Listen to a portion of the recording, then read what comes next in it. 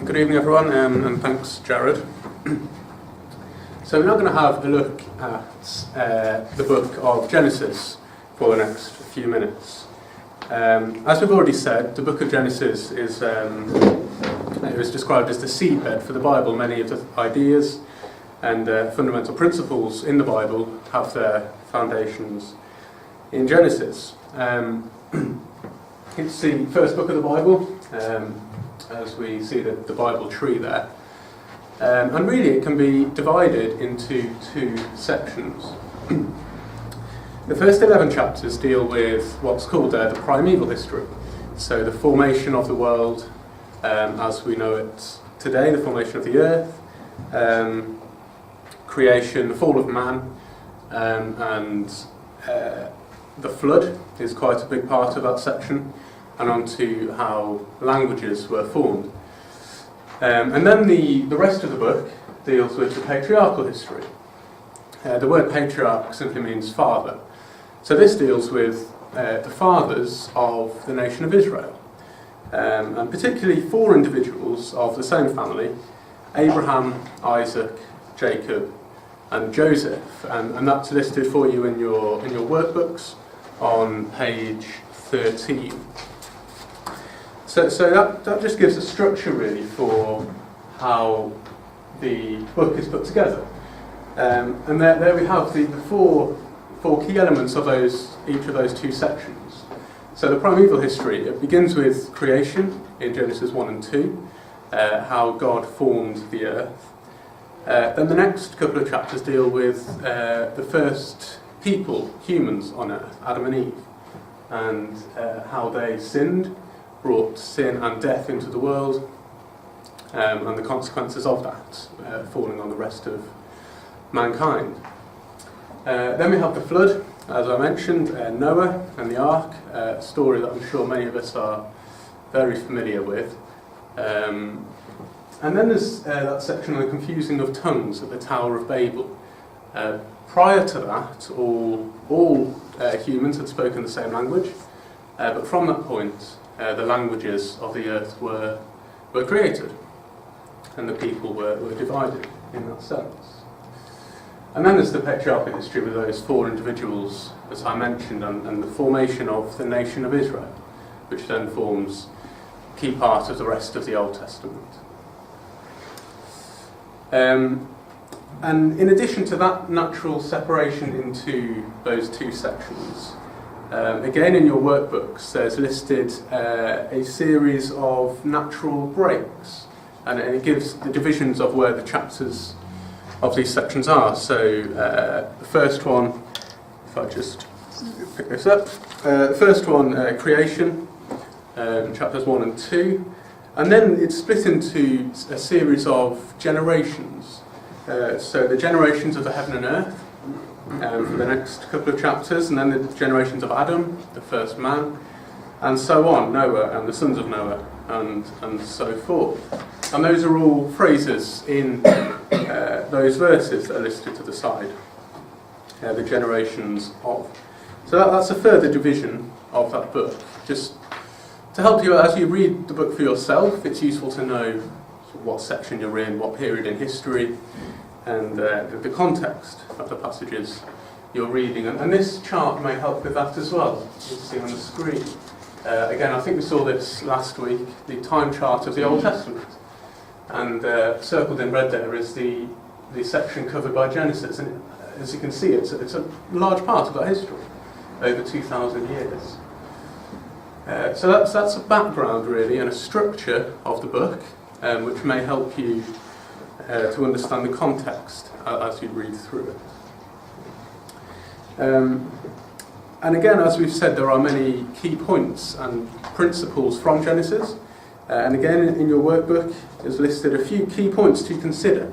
For example, creation challenging evolution, and God's first promises to man, and how the promises to Abraham, and then Isaac and Jacob, and Joseph applied throughout the Old Testament, the New Testament, and can still apply to us. So that's a bit of a background to the book of Genesis. Now we'd like to have a look at, and go into more detail into the account of creation in Genesis 1 and 2. And the way we want to approach this is to demonstrate the importance of seeing patterns in the Bible. The writings of the Bible aren't just things that can be read, just a narrative that can be read and see the surface meaning. There are often layered meanings and lessons. On the surface, of course, very importantly, we have the narrative and we have the lessons at face value which are being taught. But underneath that, there's more links and patterns that we can see to demonstrate further lessons, further principles about God or about the future or what He expects of us. And so what we want to do is delve a bit deeper into the account of creation in Genesis and chapter 1. So if you come there with me, please, to Genesis 1. The first book in the Bible, first chapter, shouldn't be the hardest to find, hopefully. And we're going to have a look at how we can read this passage carefully to see that there's more than just an account of what was created. So, Genesis chapter 1, and I'll just skim down a few of the verses here to see what was created on what day, first of all. And as we go through, I want you to think carefully and see if there are any links between any of the days, any similarities between what is being created. So, verse 3, first of all then. And God said, this is the first day, and God said, let there be light, and there was light. And God saw the light, and it was good, and God divided the light from the darkness. God called the light day, and the darkness He called night, and the evening and the morning were the first day. So the first day God created. Verse 6, God said, let there be a firmament in the midst of the waters, and let it divide the waters from the waters. And God made the firmament, and divided the waters which were under the firmament from the waters which were above the firmament. And it was so, and God called the firmament heaven, and the evening and the morning were the second day. So what's happening there is that God is dividing the waters between the waters which are on the earth, so the seas, the oceans, to the waters which are in the sky, so clouds, in whatever form they were in at this time. So the skies and seas are being formed at this point. And then the third day, in verse 9, God says, let the waters under the heaven be gathered together into one place, and let the dry land appear. And it was so. And God called the dry land earth, and the gathering together of the waters called He seas. And God saw that it was good. So on the third day, God separates the sea from the dry land, and so dry land appears. And then in verse 11, He creates the plants as well. Okay, so that's the first 3 days. So, day 4, verse 14, God said, let there be lights in the firmament of heaven. Well, that starts to sound a bit similar to day 1. Let there be lights in the firmament of heaven to divide the day from the night, and let them be for signs, for seasons, for days and years. Let them be for lights in the firmament of the heaven to give light upon the earth. And it was so. And God made 2 great lights, the greater light to rule the day, the sun, and the lesser light to rule the night, the moon. And He made the stars also. Okay, then day 5, verse 20, let the waters bring forth abundantly the moving creature that hath life, and fowl that may fly above the earth in the open firmament of heaven.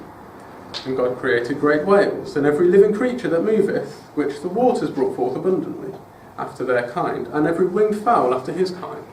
So on the 5th day, God creates the birds and the fish. And then the 6th day, in verse 24, God said, let the earth bring forth a living creature after his kind, cattle, creeping thing, beast of the earth after his kind.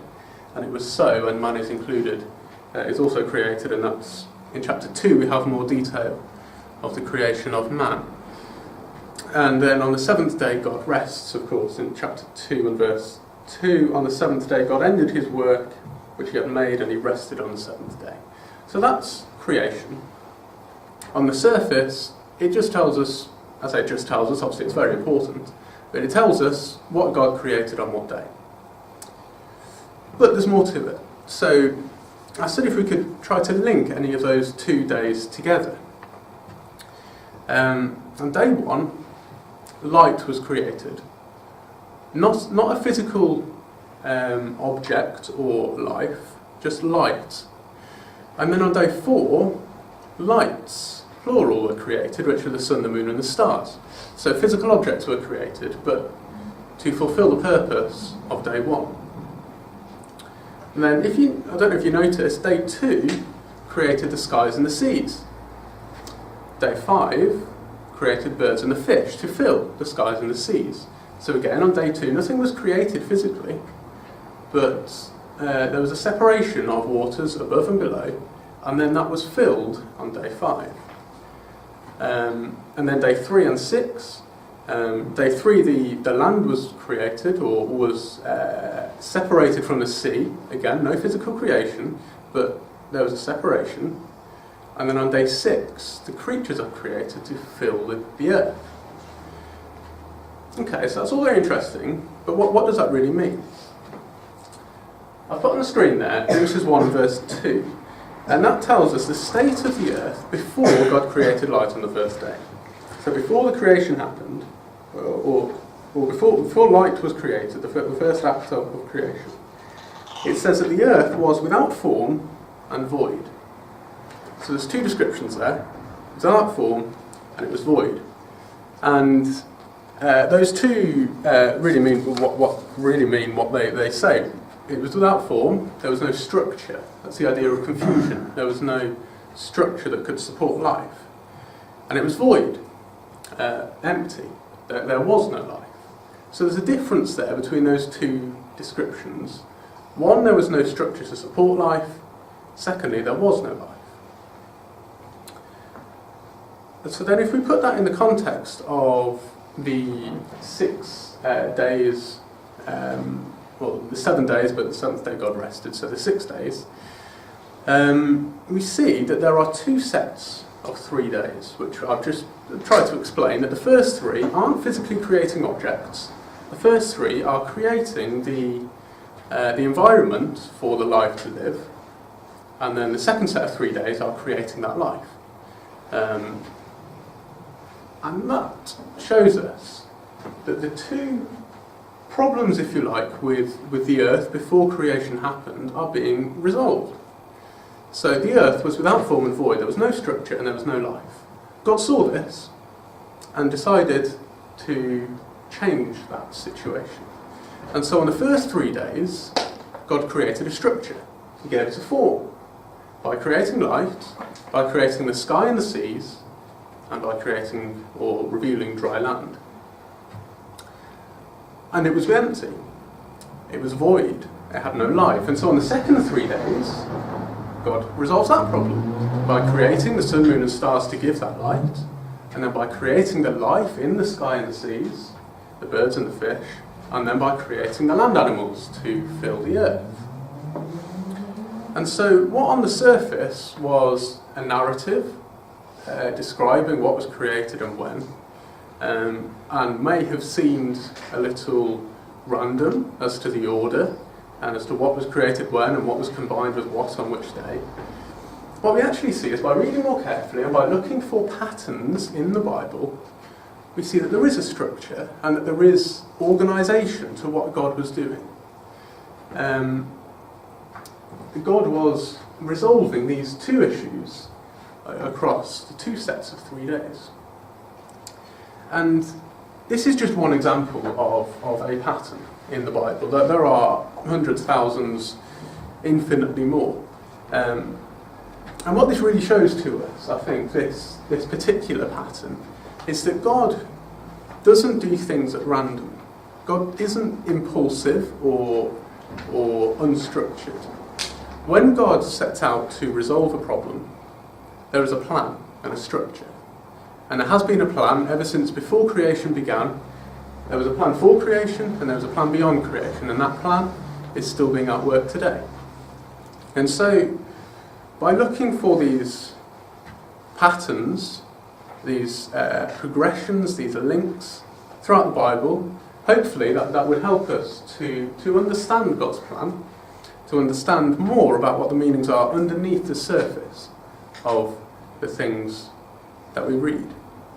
I hope that made sense. If not, please ask me afterwards and I'll try and explain it in a different way.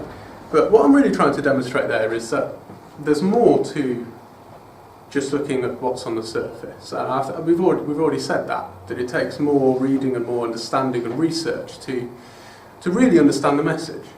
And one of the ways of doing that, I think, is to look for these kind of patterns and progressions and these sorts of tables that can be created to really show the structure that God works within and has showed us in his scriptures.